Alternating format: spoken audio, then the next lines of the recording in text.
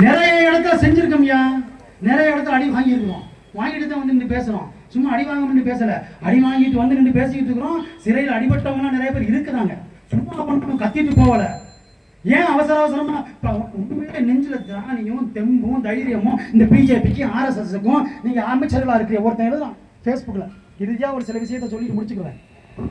ஃபேஸ்புக்ல எழுதுறான், 1500 சில்லற எம்எல்ஏக்கள் இந்தியா முழுவதும் பிஜேபிக்கு இருக்கிறது.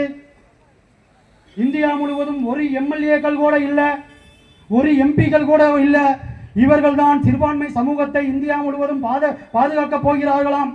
இந்த எஸ்டிபிஐ கட்சியும் இந்த அமமுகவும் இவர்கள் தான் சிறுபான்மை ஒரு சீட்டு செய்துதான் இவர்கள் சிறுபான்மை கட்சியை சிறுபான்மை மக்களை பாதுகாக்க போகிறான். எனக்கு எழுத வந்துச்சு, எதுக்கு கம்பு சுத்திக்கிட்டு எல்லாம் அட்டக்கத்தை நம்ம என்ன செய்வோம் நேரில் களத்தில் பார்த்துக்கிறோம்னு சொல்லி விட்டேன். ஆனால் இப்போ சொல்லி காட்டுறேன், 1500 எம்எல்ஏ எம்பி வச்சிருக்கிறவங்க ஒரு சீட்டு கூட இல்லாத எஸ்டிபிஐ பார்த்து பயந்து போய் நிற்கிறான். எஸ்டிபிஐ பாராளுமன்றத்தில் பேசிக்கிட்டு இருக்கிறான். ஓ எம்எல்ஏ எம்பி முதலமைச்சர் தாண்டா, அமித்ஷா உள்துறை அமைச்சர், இந்திய உள்துறை அமைச்சர் தாண்டா எஸ்டிபிஐ பத்தி பேசிக்கிட்டு இருக்கிறாரு. ஏன் தடை செஞ்ச பாப்புலர் பண்ண? உனக்கு நெஞ்சில தைரியம் இருந்தா சங்க பரிவார fascist RSS PHP Bajrang BJP ஏன் உயிரோட வச்சு அந்த இயக்கத்தை தடை செய்யாம வச்சிருக்க வேண்டியதுனா? ஏன்னா மோடியை கொண்டாங்களா? முஸ்லிம் இருக்கிறாரு. இந்திரா காந்தியை கொண்டாங்களா? காந்தியை கொண்டாங்களா? ஏன்னா காந்தியை கொண்ட ஆர்எஸ்எஸ் அமைப்பே வச்சுக்கிட்டு இருக்கிற நாங்களும் தைரியமா பேஸ் பண்ணிக்கிட்டு இருக்கிறோம். நாங்க புத்தகத்தை படிச்சுட்டு மேடையா பேசிக்கிட்டு இருக்கிறோம். என்னை அடிக்க வந்தா திருப்பி அடிப்பேன்னு தான் சொல்றேன். அடி வந்தா அவர் திருப்பி கையை கட்டிட்டு வாங்கன்னு இந்த போலீஸார் சொல்லுவாரா? சட்டம் உனக்கு சொல்லுமா? என்னையை காப்பாற்ற எனக்கு உரிமை இருக்குதுல்ல, அந்த அடிப்படையை தான் நாங்கள் சொல்லி கொடுத்து வளர்க்குறோம். அடிச்சா திருப்பி அடி வாங்காதரா? ஒரு கண்ணத்தை காமிச்சா மறு கண்ணத்தை காமிக்காத. ஒரு கண்ணத்தில் அடிச்ச உடனே அந்த கண்ணை அவனுக்கு கோழிகள் மாதிரி செஞ்சிரு அப்படிங்கிறோம் நாங்கள். அவ்வளோதான். இதை சொல்லி கொடுத்தா தப்பாயா? பாப்புலர் ஃபண்ட்ல 50 பேர் உள்ள வச்சிருக்கீங்க. ஏன் வெளியே விட்டு தான் பாரு, தைரியமா இருந்தா. அமித்ஷா வெளியே விட்டு பாரு, மோடி வெளியே விட்டு பாருங்க. யோ ஒரு எம்எல்ஏ இல்லாத எம்பி இல்லாத பத்தி பாராளுமன்றத்திலையும் சட்டமன்றத்திலையும் உங்களுடைய மாவட்ட கமிட்டிலையும் உங்க காரிய கமிட்டிலையும் உங்க காரியாவாவலையும் உட்கார்ந்து பேசி தடை செஞ்சிருக்கிறீங்க. அதுக்கு தான் இடி என்ஐஏ புது புது டிபார்ட்மெண்ட் புது புது சட்டங்கள் யுஏபிஏ என்ஐஏ இது கண்டுபிடிக்கப்பட்டதெல்லாம் யாருக்கு நினைக்கிறீங்க? இந்திய மக்களுக்கா? பாப்புலர் ஃபண்டுக்கு எஸ்டிபிஐக்கு அது ஒண்ணுக்கு மட்டும் தான் பொருந்தும். இந்தியாவில் எவனுமே தேச விரோதி கிடையாது, எஸ்டிபிஐ மட்டும்தான். இந்தியாவில் எவனுமே தேச விரோதி கிடையாது, எஸ்டிபிஐ மட்டும்தான். 50 பேரும் பிடிச்சி அரசியல் உள்ள போடுறோம். அடுத்து என்ன அரசியல் தெரியுமா?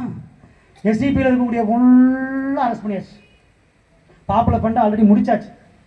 எல்லாத்தையும் யாரும் உள்ள போட்டு அரெஸ்ட் பண்ணி வச்சுட்டீங்கன்னா அடுத்து என்ன அரசியலுமா? சாதிய அரசியல், வர்ணாசிரம அரசியல். இதை சரியாக விளங்கி வைத்திருக்கக்கூடியவர் திருமாவளவன் அண்ணன் அவர்கள்.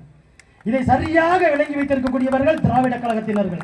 இதை சரியாக விளங்கி கொண்டிருக்கக்கூடியவர் திராவிட முன்னேற்ற கழகத்தினர். அதிலையும் ஒரு சில கருப்பு ஆடுகள் இருக்கிறது.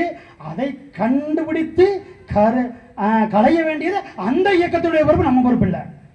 நாங்கள் அப்பப்போ சுட்டி காட்டிக்கிட்டே இருக்கிறோம், அப்பப்போ பிரித்து காமிச்சிக்கிட்டே இருக்கிறோம். சிலர்கள் வந்து இருக்கிறாங்க, சிலர்கள் அங்கே போகிறாங்க, சிலர்கள் இங்கே போகிறாங்க, சிலர்கள் வந்து துபாய்க்கு போகிறாங்க, சிலர்கள் மலேசியாவுக்கு வராங்க.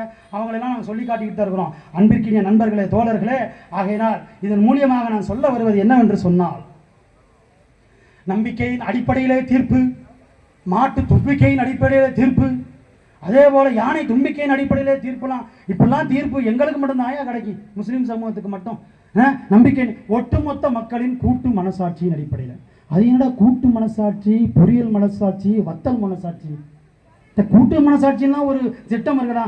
இபி அதாவது ஐபிசி செக்ஷன்ல என்னென்ன இருக்குது, பீனல் கோட்ல என்ன இருக்குது, அந்த சட்டத்தை சொல்லி உனக்கு தீர்ப்பளிக்க தைரியம் இருக்குதா, தெம்பு இருக்கிறதா?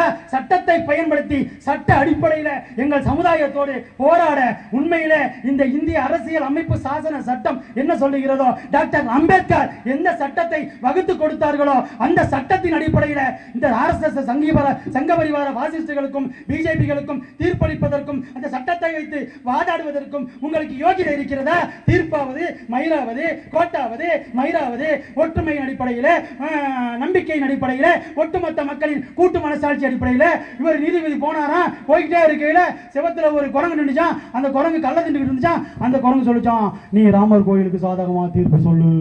உடனே குரங்கு சொன்னதை வந்து எந்த செக்ஷன்ல இருந்துச்சுன்னு எனக்கு தெரியல. அதுக்கு என்ன செய்யலாம், நீ அங்கேயே உட்காந்துட்டு அந்த குரங்கு அனுப்பிச்சிருக்கலாம். அதாவது சொல்லியிருக்கோம், கேடு கேட்டா என்னடா அதே படிச்சுட்டு தான் வந்தீங்களா இல்லை என்னென்னு வந்தீங்கன்னு எனக்கு புரிய மாட்டேங்குது. இதை சொன்னால் என்ன செய்வாங்க, யாராவது ஃபோன் போட்டு நீங்கள் நீதிபதிகளை தவறாக பேசுகிறீர்கள், ஆகையினால் நீங்கள் இவ்வாறு பேசக்கூடாது, அது தவறு.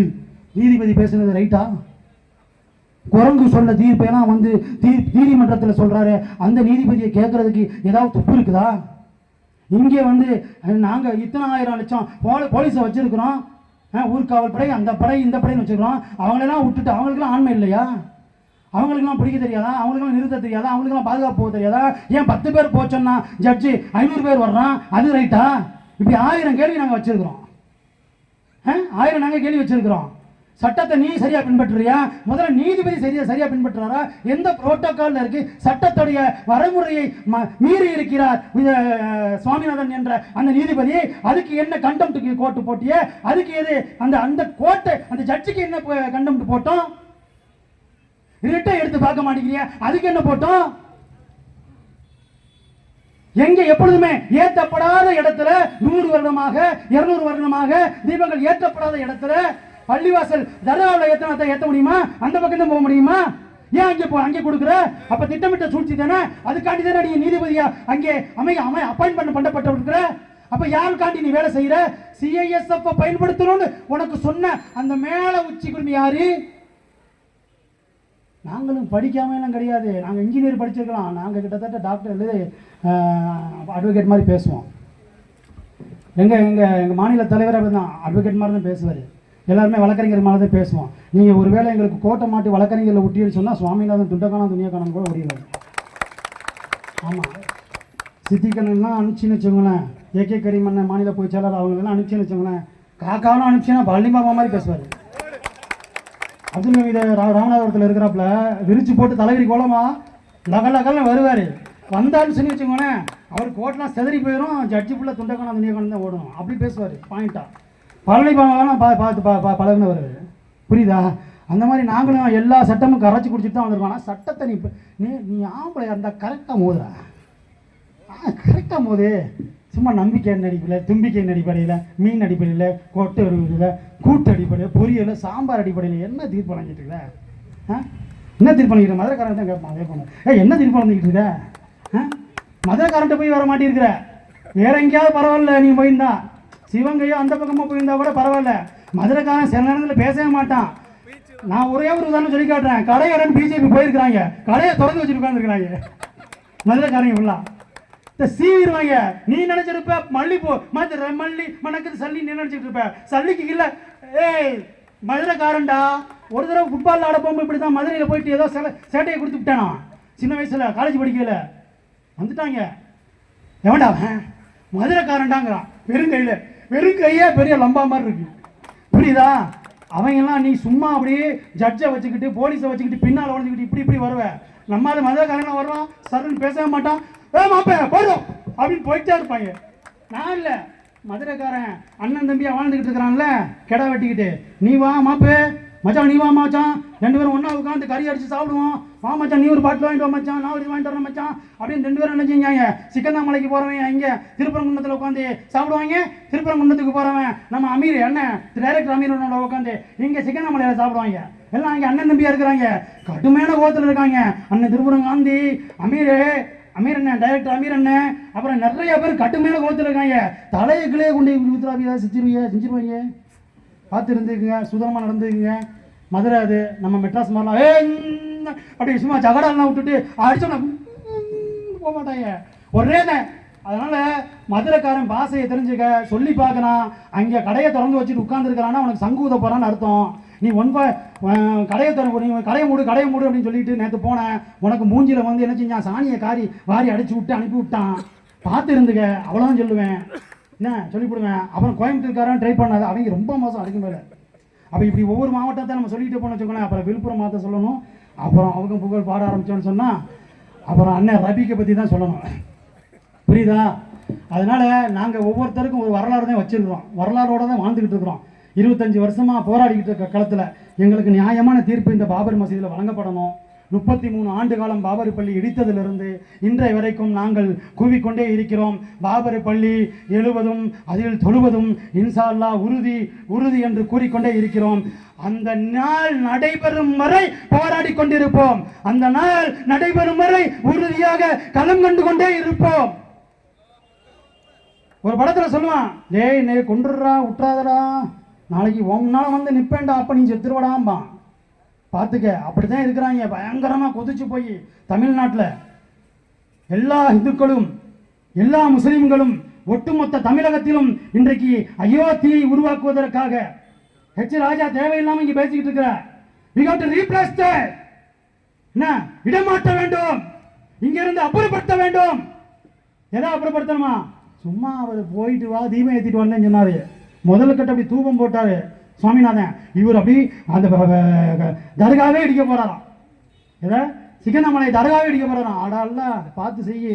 அதுதான் இவ்வளோ விளக்கம் சொல்லியிருக்கிறேன். இதுக்கப்புறம் உன் இஷ்டம்.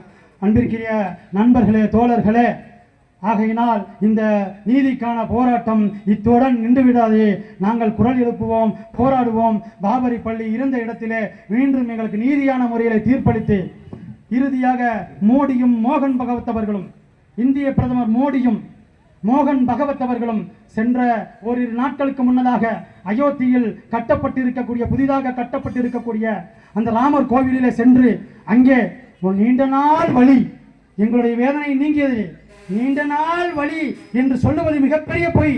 நீண்ட நாள் வழி, 100 ஆண்டு வழி எங்களுடைய உள்ளத்திலே நீதி கிடைக்காமல் நாங்கள் ஏங்கிக் கொண்டிருக்கிறோம். அந்த வழி போக்கப்பட வேண்டும். அந்த வழி போக்கப்பட வேண்டும் என்று சொன்னால் மீண்டும் பாபரி பள்ளி இடிக்கப்பட்ட கட்டப்பட்ட ராமர் கோவில் இருந்த இடத்துல எங்களுக்கு மீண்டும் பாபர் பள்ளி கட்டி கொடுக்கும் வரை போராடுவோம், போராடுவோம், போராடுவோம். பாபர் பள்ளி எழுவதும் அதிலே இன்ஷா அல்லாஹ் நாங்கள் தொழுவதும் உறுதி உறுதி என்பதனை கூறிக்கொண்டு வாய்ப்பளித்தமைக்கு நன்றி கூறி விடைபெறுகிறேன். நன்றி. அஸ்ஸலாமு அலைக்கும்.